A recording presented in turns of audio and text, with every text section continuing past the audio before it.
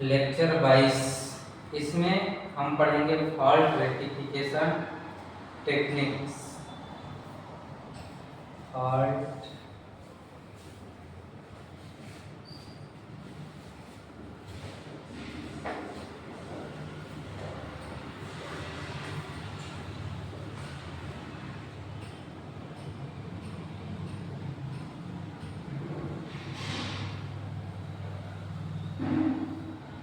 Fault rectification techniques. इस fault rectification में हम क्या पढ़ते हैं कि किसी भी फॉल्ट को, किसी भी एरर्स को, उसको उसमें जो इलेक्ट्रॉनिक हार्डवेयर असेंबली में पाए गए फॉल्ट्स को सही तरीके से ठीक करने की जो टेक्निक्स होती हैं उसे हम फॉल्ट रेक्टिफिकेशन टेक्निक्स में पढ़ते हैं। मतलब फॉल्ट रेक्टिफिकेशन टेक्निक्स क्या होते हैं, तो किसी भी इलेक्ट्रॉनिक हार्डवेयर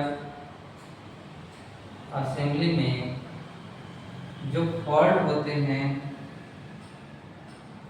इस फॉल्ट को सिस्टमैटिक तरीके से, सिस्टमैटिक प्रोसेस से ठीक करने की प्रक्रिया या ठीक करने की जो टेक्निक्स होती है, टेक्निक्स जो होती है वही कहलाती है फॉल्ट रेक्टिफिकेशन टेक्निक्स। मतलब इलेक्ट्रॉनिक हार्डवेयर असेंबली के किसी भी फॉल्ट को एक सिस्टमैटिक प्रोसेस से जो ठीक करने की प्रक्रिया या ठीक करने की जो टेक्निक्स होती है उसे ही हम फॉल्ट रेक्टिफिकेशन टेक्निक्स कहते हैं।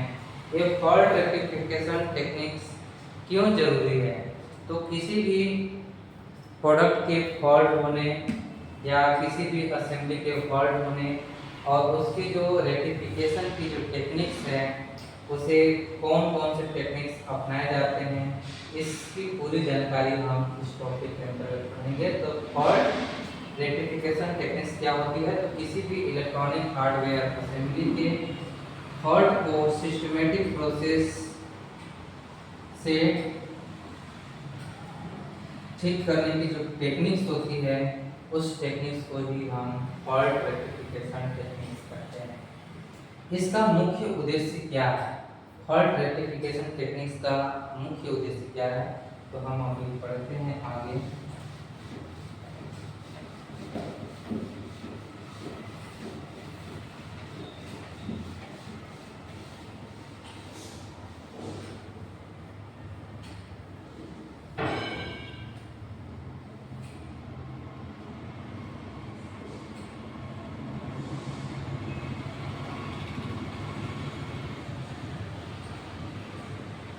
इसका मुख्य उद्देश्य सबसे पहले फॉल्ट को आइडेंटिफाई करना,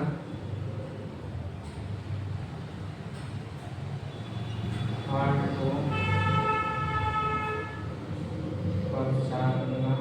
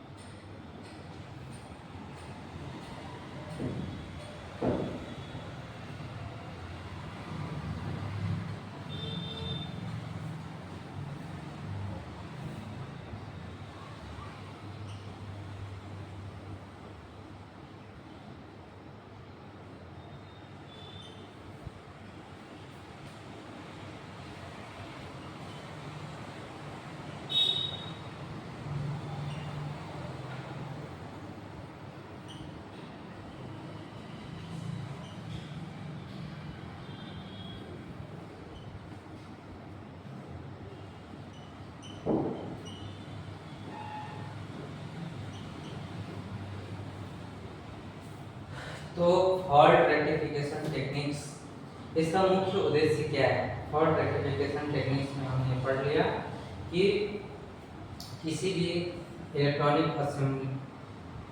हार्डवेयर असेंबली के फॉल्ट को उसके ठीक करने के जो टेक्निक्स होते हैं, उस टेक्निक्स को ही हम फॉल्ट रेक्टिफिकेशन टेक्निक्स बोलते हैं। इसमें इसका मुख्य उद्देश्य क्या होता है? फॉल्ट को पहचानना, सबसे पहले फॉल्ट को आइडेंटिफाई करना, इसके बाद उसका करेक्ट रेक्टिफिकेशन टेक्निक्स कि उसके दूर करने के लिए कौन से रेक्टिफिकेशन टेक्निक्स है उसको चुनना, उसके स्टैंडर्ड ऑपरेशन प्रोसीजर के अनुसार उसे रिपेयर करना, मतलब एसओपी के अनुसार रिपेयर करना, स्टैंडर्ड ऑपरेशन प्रोसीजर के अनुसार रिपेयर करना, फिर हार्डवेयर को दोबारा चेक करना, जो भी असेंबली होती है उसकी हार्डवेयर को दोबारा से हम चेक करते हैं, इसके बाद करेक्टिव एक्शन रिकॉर्ड में रखना, हम जो भी उसमें से एक्शन लिए हैं, जो भी सही एक्शन लिए हैं उस करेक्टिव एक्शन को रिकॉर्ड में रखना, ये इसका मुख्य उद्देश्य होता है। मतलब अगर हम बात करें तो फॉल्ट रेक्टिफिकेशन टेक्निक्स क्या होते हैं? तो इलेक्ट्रॉनिक हार्डवेयर असेंबली में पाए गए फॉल्ट को सही तरीके से ठीक करने की टेक्निक्स जो होती है वही हमारा फॉल्ट रेक्टिफिकेशन टेक्निक्स कहलाती है। मतलब इलेक्ट्रॉनिक हार्डवेयर असेंबली में पाए गए फॉल्ट्स को सही तरीके से, सही टेक्निक से उसे ठीक करना, एक फॉल्ट रेक्टिफिकेशन टेक्निक्स कहलाते हैं। इसका मुख्य उद्देश्य क्या है? तो फॉल्ट को पहचानना, करेक्टिव रेक्टिफिकेशन टेक्निक को चुनना, फिर एसओपी के अनुसार, एसओपी क्या होती है?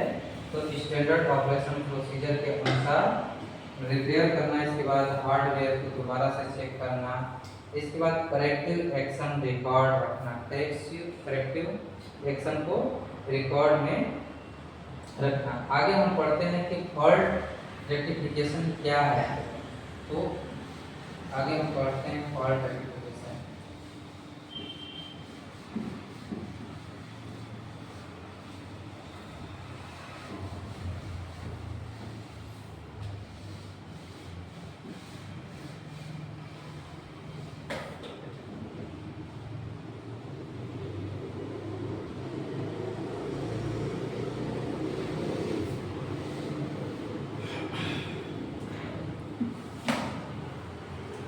फॉल्ट रेक्टिफिकेशन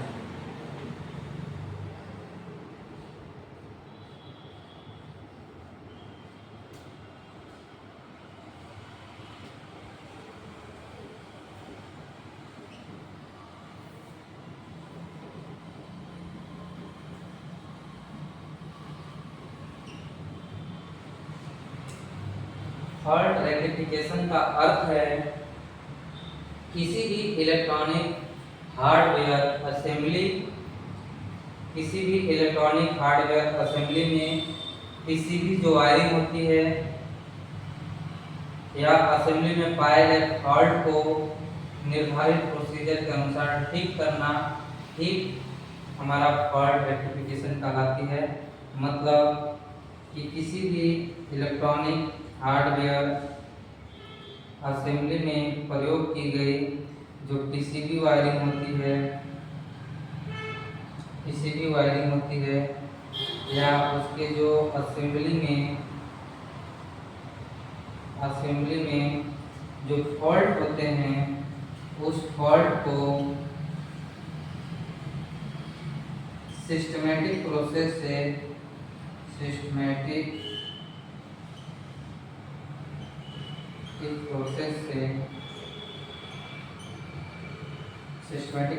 से ठीक करना, करेक्ट करना ही फॉल्ट रेक्टिफिकेशन कहलाता है। फॉल्ट रेक्टिफिकेशन हम समझ गए कि इलेक्ट्रॉनिक हार्डवेयर असेंबली में उसके पीसीबी वायरिंग, उसके असेंबली में उत्पन्न फॉल्ट को एक सिस्टमैटिक प्रोसेस से ठीक करना ही फॉल्ट रेक्टिफिकेशन कहलाता है। फॉल्ट रेक्टिफिकेशन किसी भी इलेक्ट्रॉनिक हार्डवेयर असेंबली में उसके पीसीबी वायरिंग, उसके असेंबली कंपोनेंट में उत्पन्न फॉल्ट को एक सिस्टमेटिक प्रोसेस से करेक्ट करना, ठीक करना ही हमारा फॉल्ट रेक्टिफिकेशन कहलाता है। अगर पीसीबी में क्या है कि लूज वायर है, अगर हम पीसीबी की बात करें तो अगर पीसीबी में लूज वायर है, रॉन्ग कनेक्शन है,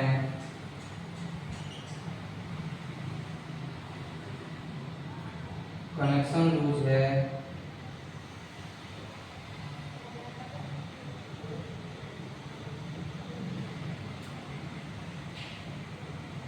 पीसीबी ट्रैक ओपन। अगर पीसीबी की बात करें तो पीसीबी में उसका जो कंपोनेंट है वो सही पोजीशन पे नहीं है, लूज वायर है, उसमें रॉन्ग कनेक्शन है, या लूज कनेक्शन उसका लूज है, या पीसीबी ट्रैक ही ओपन हो गया हो, तो उसे आइडेंटिफाई करके अप्रॉक्सीमेट मेथड से ठीक किया जाता है। तो ये था फॉल्ट रेक्टिफिकेशन। अब हम इसके आगे पढ़ते हैं फॉल्ट रेक्टिफिकेशन का उद्देश्य, क्यों फॉल्ट रेक्टिफिकेशन किया जाता है, इसका क्या उद्देश्य है, या फॉल्ट रेक्टिफिकेशन से पहले मुझे क्या करना चाहिए।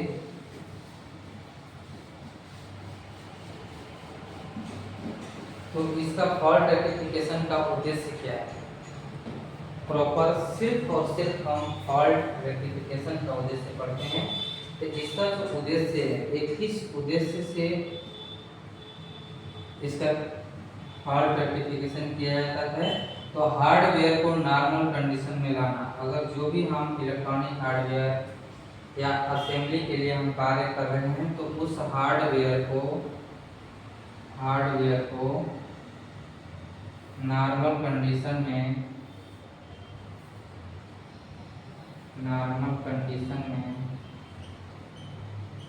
लाना। फॉल्ट के कारण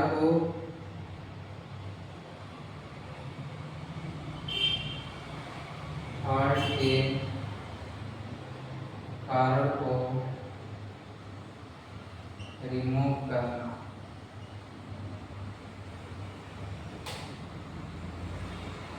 सेफ्टी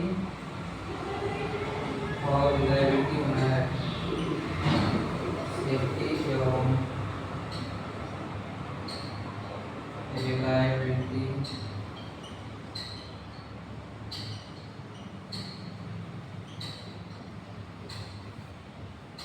बनाए रखना, एसओपी के अनुसार प्रिपेयर करना,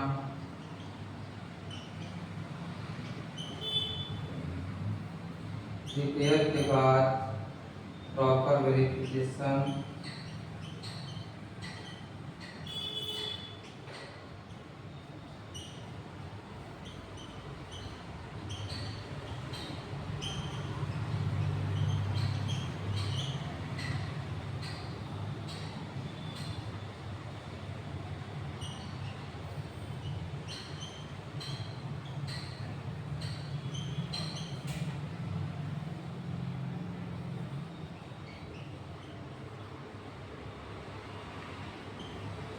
तो इस फॉल्ट रेक्टिफिकेशन का क्या उद्देश्य है, तो हम जिस असेंबली या जिस इलेक्ट्रॉनिक हार्डवेयर के लिए हम फॉल्ट रेक्टिफिकेशन करते हैं, उस हार्डवेयर के जो कंडीशन होते हैं, उसकी जो स्थिति होती है, उसको नॉर्मल कंडीशन में लाना इसका उद्देश्य होता है।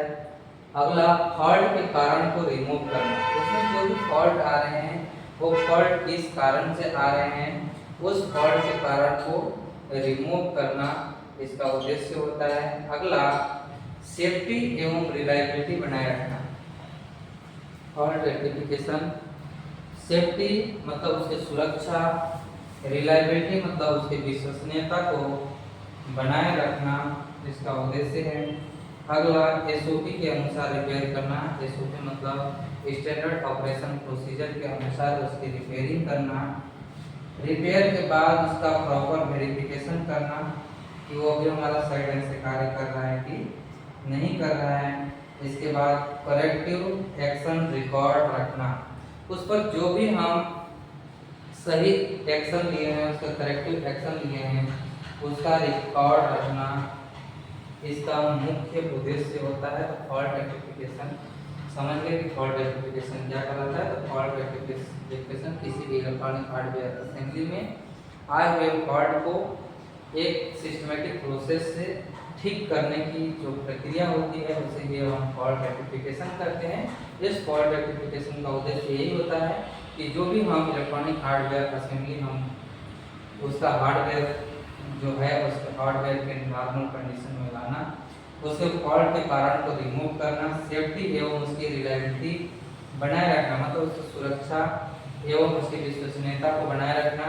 एसओपी के अनुसार रिपेयर करना कि उसके जो स्टैंडर्ड ऑपरेशन प्रोसीजर है उस स्टैंडर्ड ऑपरेशन प्रोसीजर को ध्यान में रखते हुए उसे रिपेयर करना। अगला है रिपेयरिंग के बाद प्रॉपर वेरिफिकेशन। अगर उसके हम रिपेयर कर दिए तो उसके रिपेयरिंग के बाद उसकी प्रॉपर वेरिफिकेशन किया जाता है कि वो हमारा भी सही ढंग से कार्य कर रहा है कि नहीं किया जा रहा है। इसके बाद करेक्टिव एक्शन रिकॉर्ड रखना, जो भी उसमें हमने एक्शन लिया है, जो भी उसमें सही एक्शन लिया है, जो भी करेक्टिव एक्शन लिया है उसको रिकॉर्ड में रखना इसका उद्देश्य होता है। आगे हम पढ़ते हैं फॉल्ट रेक्टिफिकेशन से पहले क्या करना चाहिए। ये फॉल्ट रेक्टिफिकेशन की प्रक्रिया क्या है, फॉल्ट रेक्टिफिकेशन की पहले मुझे क्या करना चाहिए। तो आगे हम पढ़ते हैं फॉल्ट रेक्टिफिकेशन से पहले मुझे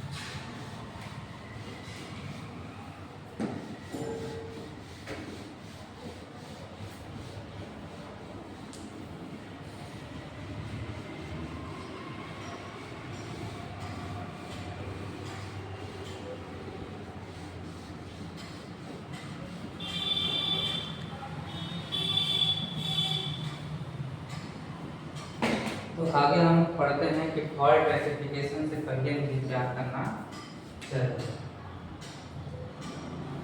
फॉल्ट रेक्टिफिकेशन से पहले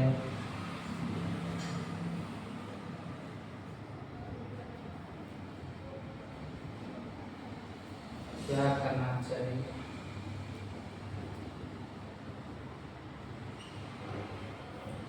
फॉल्ट रेक्टिफिकेशन से पहले क्या करना चाहिए।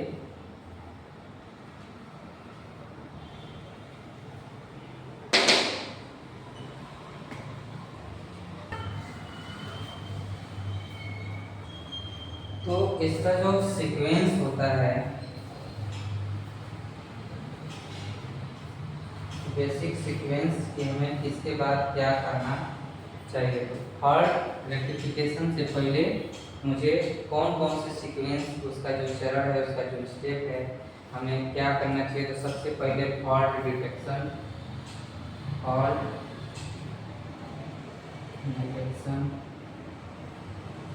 इसके बाद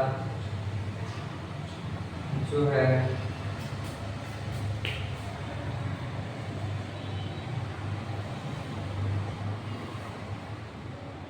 रूट कॉज आइडेंटिफिकेशन,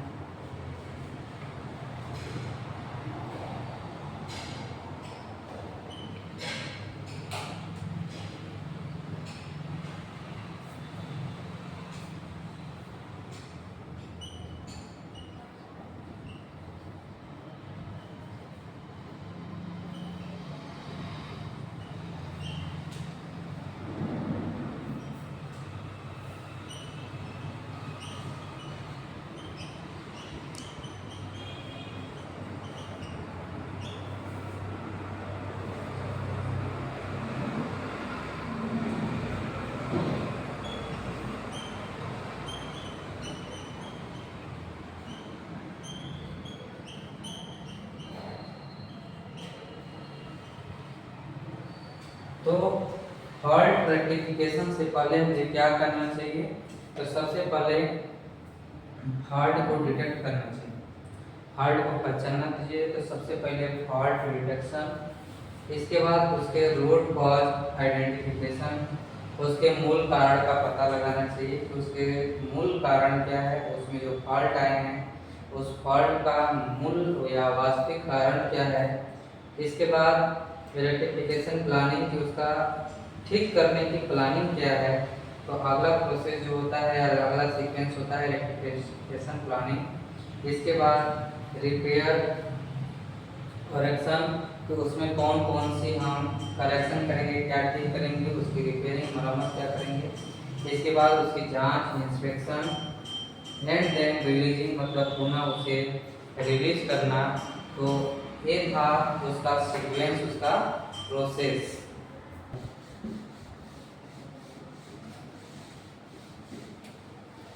तो इस फॉल्ट के रेक्टिफिकेशन का जो सीक्वेंस है वो सीक्वेंस हम पढ़ लिए। अब हम पढ़ते हैं कि इससे जो रिलेवेंट है, ये रिलेवेंट फॉल्ट रेक्टिफिकेशन टेक्निक्स क्या है।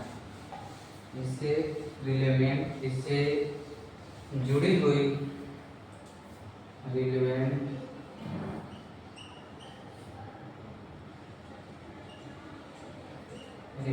फॉल्ट रेक्टिफिकेशन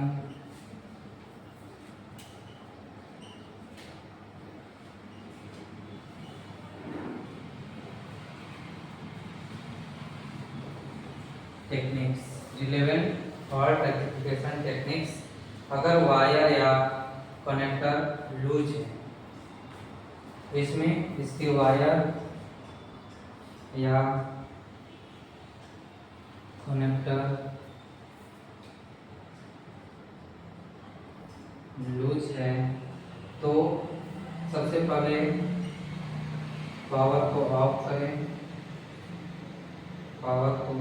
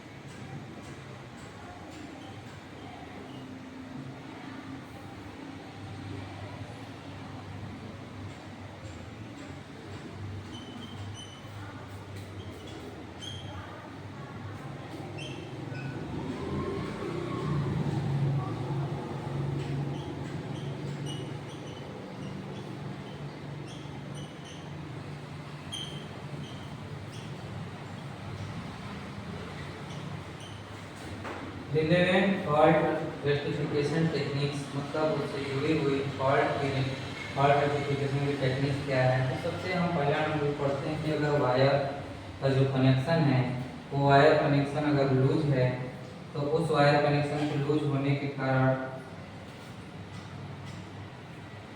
उसमें सबसे पहले उसकी पावर जो है, उसकी पावर सप्लाई को क्या कर देना चाहिए, ऑफ कर देना चाहिए। कनेक्शन को आइडेंटिफाई करना चाहिए, उसमें जो कनेक्शन है उसकी पहचान करनी चाहिए, उसकी आइडेंटिफाई करनी चाहिए। उसके जो कनेक्टर है, वायर की जो कंडीशन है, उसकी कंडीशन को चेक करना चाहिए, वो कंडीशन किस स्थिति में है, या लूज है, या ओपन है, या टूटा हुआ है, तो उसके स्थिति को हम चेक करते हैं। इसके बाद कंटिन्यूटी चेक करते हैं, जो भी वायर है उस वायर या कनेक्टर की कंटिन्यूटी, मतलब वो एक स्थान से दूसरे स्थान तक प्रॉपर उसका सप्लाई वहाँ से वहाँ तक हो रहा है कि नहीं हो रहा है, उसकी कंटिन्यूटी की चेक करते हैं। इसके बाद फंक्शनल टेस्टिंग करते हैं, उसके कार्य करने का जो टेस्टिंग होती है कि वो कार्य कर रहा है कि नहीं कर रहा है, उसकी टेस्टिंग करते हैं। अगर किसी सेंसर कनेक्टर लूज है तो सेंसर आउटपुट ये भी नॉर्मल या मिसिंग होता है, असामान्य हो सकता है।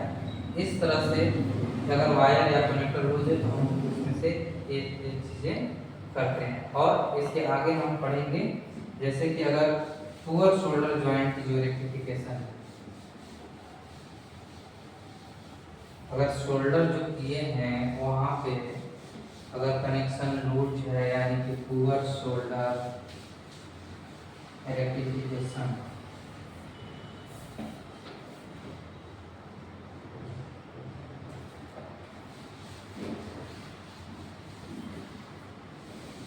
सोल्डिंग करते हैं तो सोल्डिंग के दौरान उसमें जो उसका सोल्डिंग वाला भाग है, उसका जो कनेक्शन पॉइंट है, उसको हम रेक्टिफिकेशन टेक्निक्स में पढ़ते हैं। तो पुअर शोल्डर ज्वाइंट रेक्टिफिकेशन अगला हम पढ़ते हैं, पुअर शोल्डर ज्वाइंट रेक्टिफिकेशन।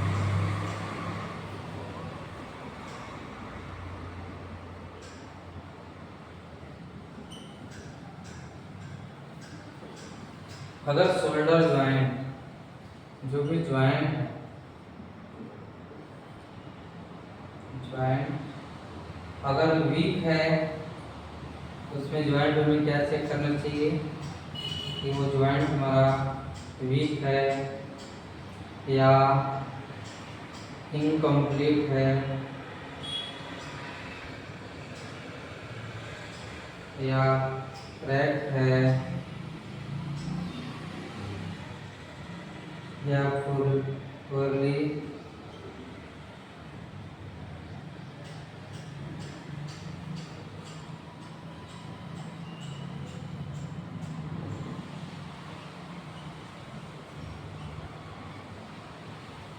यानी कि अगर उस ज्वाइंट पे पुअर शोल्डर ज्वाइंट रेक्टिफिकेशन में उसके ज्वाइंट पे हमें क्या चेक करना चाहिए कि जो भी ज्वाइंट लगा है वो कमजोर तो नहीं है, वीक तो नहीं है, वो इनकम्प्लीट तो नहीं है, प्रॉपर तरीके से जुड़ा है कि नहीं है, इनकम्प्लीट तो नहीं है। इसके बाद क्रैक मतलब वो कहीं से टूटा हुआ तो नहीं है।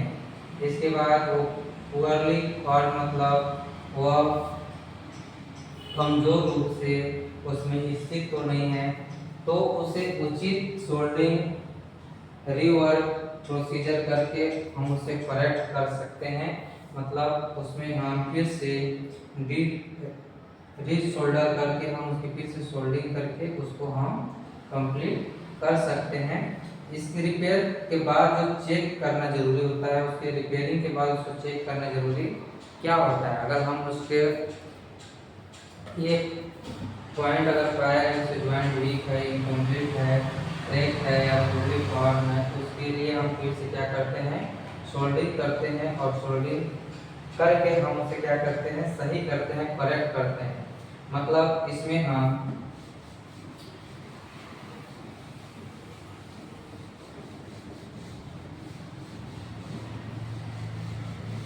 अगर ज्वाइंट हमारा लूज है तो सबसे पहले हम उसकी इंस्पेक्शन करते हैं। इंस्पेक्शन के बाद फॉल्ट कंफर्मेशन लेते हैं।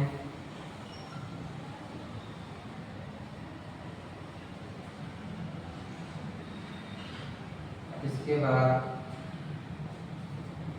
रीवर्क करते हैं उस पर। इसके बाद क्लीनिंग करते हैं। इसके बाद इंस्पेक्शन करते हैं। इसके बाद इलेक्ट्रल टेस्ट करते हैं।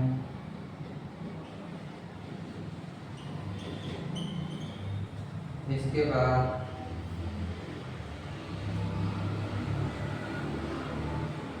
हम रिलीज करते हैं। तो इसमें जो पुअर शोल्डर है, अगर उस ज्वाइंट पर हमें जो कमियां दिखाई दी तो उसके हम क्या किए, जांच किए, इंस्पेक्शन किए। इसके बाद उस फॉल्ट को कंफर्मेशन, उसका फॉल्ट कंफर्मेशन ये कौन सी फॉल्ट है, क्या उसमें कमियां हैं, इस पर उस पर फिर से कार्य करना, रीवर्क करेंगे, मतलब पुनः कार्य करना। इसके बाद उसकी साफ सफाई करेंगे। इसके बाद फिर से उसकी जांच करेंगे। इसके बाद हम उस पर इलेक्ट्रल टेस्ट करेंगे, जो भी हमको इलेक्ट्रल टेस्टिंग करनी होगी हम इलेक्ट्रल टेस्ट करेंगे। रिपेयर के बाद चेक करना फिर क्यों जरूरी होता है, ये सब अगर हम रिपेयरिंग कर रहे हैं इसके बाद हमें चेक करना होता है। तो रिपेयर के बाद चेक करना क्यों जरूरी होता है।